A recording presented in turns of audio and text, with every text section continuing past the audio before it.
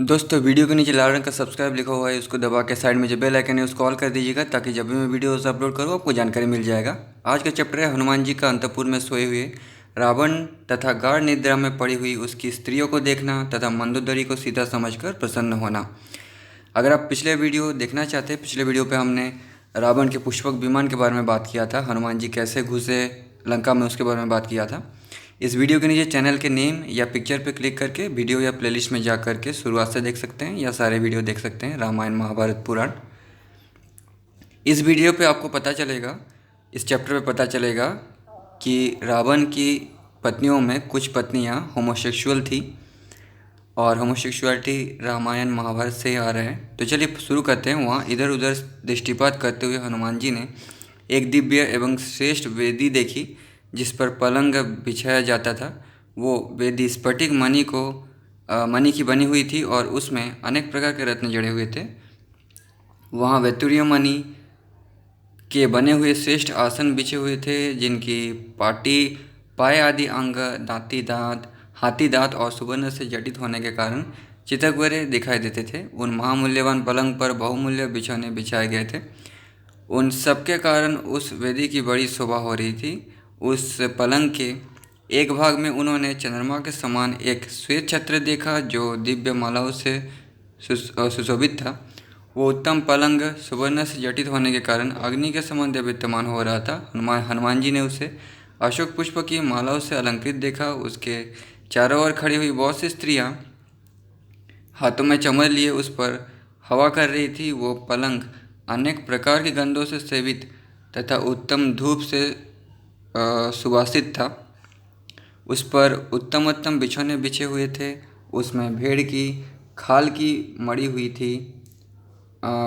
हुई थी तथा वो सब ओर से उत्तम फूलों की मालाओं से सुशोभित था। उस प्रकाशमान पलंग पर महाकवि हनुमान जी ने वीर राक्षसराज रावण को सोते देखा जो सुंदर आभूषणों से विभूषित इच्छानुसार रूप धारण करने वाला दिव्य आभरणों से अलंकृत और सुरूप था। वो राक्षस कन्याओं का प्रियतम तथा राक्षसों को सुख पहुंचाने वाला था।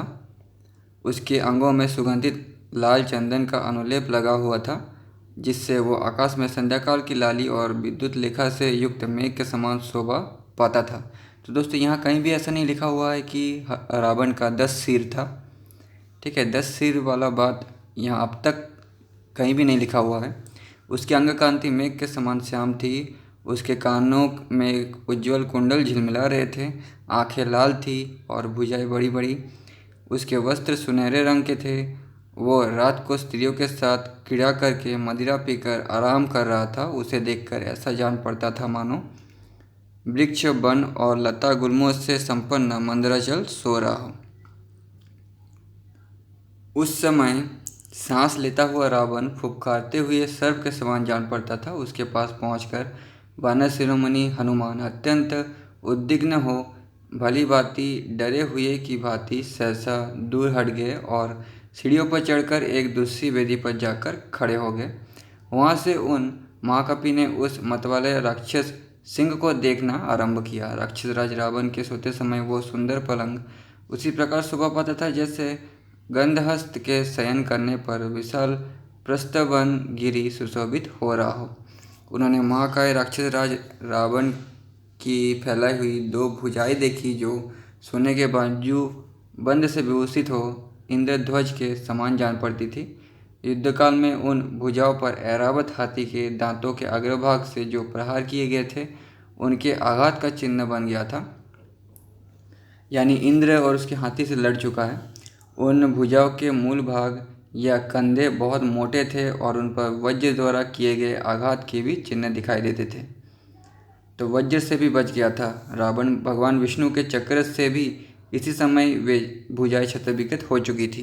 वे भुजाएं सब ओर से समान और सुंदर कंधों वाली तथा मोटी थी। उनकी संधियाँ सुदृढ़ थी। वे बलिष्ठ और उत्तम लक्षण वाले नखों और अंगुष्ठों से सुशोभित थी। उनकी उंगलियां और हथेलियां बड़ी सुंदर दिखाई देती थी। वे सुगठित एवं पुष्ट थी, परिघ के समान गोलाकार तथा हाथी के शुंडदंड की भांति चढ़ाव उतार वाली एवं लंबी थी। उस उज्ज्वल पलंग पर फैली हुई बाहें 5-5 फन वाले 2 सर्प के समान दृष्टिगोचर होती थी। खरगोश के खून की भांति लाल रंग की उत्तम सुशीतल एवं सुगंधित चंदन से चर्चित हुई वे भुजाएं अलंकार से अलंकृत थी। सुंदरी युवतियाँ धीरे धीरे उन बाहों को दबाती थी। उन पर उत्तम गंध द्रव्य का लेप हुआ था। वे यक्ष, नाग, गंधर्व, देवता और दानव सभी को युद्ध में रुलाने वाली थी।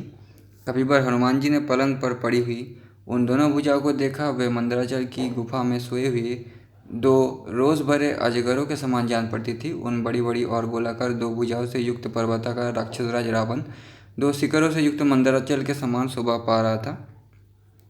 वहाँ सोए हुए राक्षसराज रावण के विशाल मुख में आम और नाग केसर की सुगंध से मिश्रित, मोलगिरी के सुबास से सुशोभित और उत्तम अन्य रस से संयुक्त तथा मधुपान की गंध से मिली हुई जो सौरभ युक्त सांस निकल रही थी, वो उस सारे घर को सुगंधित से परिपूर्ण सा कर देती थी।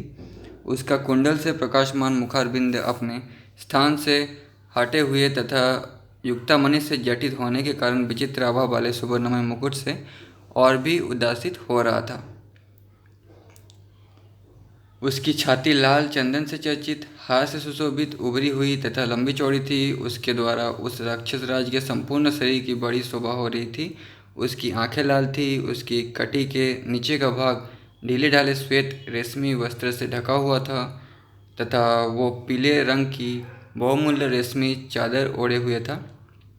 वह सच्चे स्थान में रखे हुए उड़द के ढेर के समान जान पड़ता था और सर्प के समान सांस ले रहा था।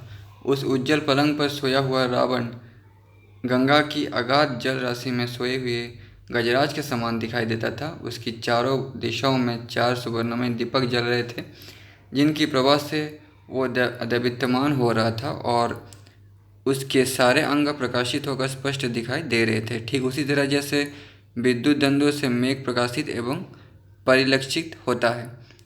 पत्नियों के प्रेमी उस महाकाय राक्षसराज के घर में हनुमान जी ने उसकी पत्नियों को भी देखा जो उसके चरणों के आसपास सो रही थी। वानर युद्धपति हनुमान जी ने देखा उन वानर पत्नियों के मुख चंद्रमा के समान प्रकाशमान थे। वे सुंदर कुंडलों से विभूषित थी तथा ऐसे फूलों के हार पहने हुई थी जो कभी मुरझाते नहीं थे। वे नाचते और बाजे बजाने में निपुण थी। राक्षसराज रावण की बाहों और अंगों में स्थान पाने वाली थी तथा सुंदर आभूषण धारण किए हुई थी। कपिवर हनुमान ने उन सब को वहाँ सोते देखा। उन्होंने उन सुंदरियों के कानों के समीप हीरे तथा नीलम जड़े हुए सोने के कुंडल और बाजूबंद देखे। ललित कुंडलों से अलंकृत तथा चंद्रमा के समान मनोहर उनके सुंदर मुखों से वो विमानाकार प्रयत्न तारिकाओं से मंडित आकाश की भांति सुशोभित हो रहा था। क्षीण कति प्रदेश वाली वे राक्षसराज की स्त्रियां मद तथा रति क्रीड़ा के परिश्रम से थक कर जहाँ तहाँ जो जिस अवस्था में थी वैसे ही सो गई थी। रति क्रीड़ा का मतलब होता है शारीरिक संबंध या संभोग।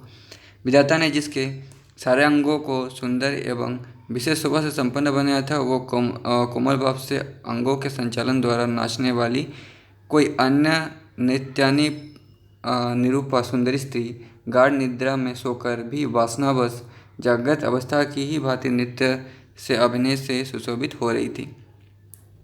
कोई बीणा को छाती से लगाकर सोई हुई सुंदरी ऐसी जान पड़ती थी मानो महानदी में पड़ी हुई कोई कमलिनी किसी नौका से सड़ गई हो। रामायण महाभारत के बाद ही शायद कामसूत्र लिखा गया था। दूसरी कजरारे नेत्रों वाली भामिनी कांख में दबे हुए लघुवाद्य विशेष के साथ ही सो गई थी। वो ऐसे प्रतीत होती थी जैसे कोई पुत्र वत्सला जननी अपने छोटे से शिशु को गोद में लिए सो रही हो। कोई सर्वांग सुंदरी एवं रुचिर कुचों वाली कामिनी पटव को अपने नीचे रखकर सो रही थी, मानो चिरकाल के पश्चात प्रियतम को अपने निकट पाकर कोई प्रेयसी उसे हृदय से लगाए सो रही हो। कोई कमल लोचना युवती बिना कालिंगन करके सोई हुई ऐसी जान पड़ती थी मानो कामभाव से युक्त कामिनी अपने श्रेष्ठ प्रियतम को भुजाओं में भरकर सो गई हो। नियमपूर्वक नृत्य कला से सुशोभित होने वाली एक अन्य युवती विशेष प्रकार की बीना को अंक में भरकर प्रियतम के साथ सोई हुई प्रेयसी की भांति निद्रा के अधीन हो गई थी। कोई मतवाले नैनों वाली दूसरी सुंदरी अपने सुवर्ण सदृश गौर कमल और पुष्ट एवं मनोरम अंगों से मृदंग को दबाकर गाढ़ निद्रा में सो गई थी। नशे से थकी हुई कोई किशोदरी अनिज्ञ सुंदरी रमणी अपने भुजाओं के बीच में स्थित और कांख में दबे हुए पनप के साथ ही सो गई थी। दूसरी स्त्री डिडिम को लेकर उसी तरह उसमें सटी हुई सो गई थी, मानो कोई भाविनी अपने बालक पुत्र को हृदय से लगाए हुए नींद ले रही हो। मंदिरा के मत से मोहित हुई कोई कमल नयनी नारी आडंबर नामक वाद्यों को अपनी भुजाओं के आलिंगन से दबाकर प्रगाढ़ निद्रा में निमग्न हो गई। कोई दूसरी युवती निद्रा बस जल से भरी हुई सुराही को लुढ़काकर भीगी अवस्था में ही बेसुध सो रही थी। उस अवस्था में वो वसंत ऋतु में विभिन्न वर्णों के पुष्पों की बनी और जल के छींटे से सिंची हुई माला के समान प्रतीत होती थी। निद्रा के बल से पराजित हुई कोई अबला सुवर्णमय कलश के समान प्रतीत होने वाली अपने कुचों को दोनों हाथों से दबाकर सो रही थी। पूर्ण चंद्रमा के समान मनोहर मुख वाली दूसरी कमल लोचना कामिनी सुंदर नितंब वाली किसी अन्य सुंदरी का आलिंगन करके मत से विहल होकर सो गई थी। मतलब रावण की एक स्त्री दूसरी स्त्री का आलिंगन करके सो रही है। यहाँ पे सुंदर नितंब वाली कहने का अर्थ है कि शायद उनमें भी काम का भाव था। इससे होमोसेक्सुअलिटी का पता चलता है, जो रामायण महाभारत में भी होमोसेक्सुअलिटी का प्रूफ है। महाभारत का भी मैंने एक वीडियो बनाया है शिखंडी के, उसमें आप देख सकते हैं। मतलब रामायण से ही होमोसेक्सुअलिटी चली आ रही है। जैसे कामनिया अपने चाहने वाले कामुकों को छाती से लगाकर सोती है, उसी प्रकार कितनी ही सुंदरियाँ विचित्र विचित्र वाद्यों का आलिंगन करके उन्हें कुचों से दबाए सो गई थी। उन सब की सैया से पृथक एकांत में बिछी हुई सुंदर सैया पर सोई हुई एक रूपवती युवती को वहाँ हनुमान जी ने देखा, जो मोती और मणियों से जड़े हुए आभूषणों से भली भांति विभूषित थी और अपनी शोभा से उस उत्तम भवन को विभूषित सा कर रही थी। वो गोरे रंग की थी, उसकी अंगकांति सुवर्ण के समान दमक रही थी। वो रावण की प्रियतमा और उसके अंतपुर की स्वामिनी थी। उसका नाम मंदोदरी था। वो अपने मनोरम रूप से सुशोभित हो रही थी, वही वहाँ सो रही थी। हनुमान जी ने उसी को देखा। रूप और यौवन की संपत्ति से युक्त और वस्त्राभूषणों से विभूषित मंदोदरी को देखकर माँ बहू पवन कुमार ने अनुमान लगाया कि यही सीता जी हैं। फिर तो ये वानर युद्धपति हनुमान महान हर्ष से युक्त हो आनंदमग्न हो गए और वे अपनी पूंछ को पटकने और चूमने लगे। अपनी वानर जैसी प्रकृति का नेचर का प्रदर्शन करते हुए आनंदित होने, खेलने, गाने लगे, इधर उधर नाचने आने जाने लगे, मतलब उछलने कूदने लगे। वे कभी खंभों पर चढ़ जाते, कभी पृथ्वी पर कूद पड़ते थे। नेक्स्ट चैप्टर वो सीता नहीं है ऐसा निश्चय करके हनुमान जी का पुनः पवन भूमि में सीता का पता लगाना, उनके मन में धर्मालोक की आशंका और स्वतः उसका निवारण होना।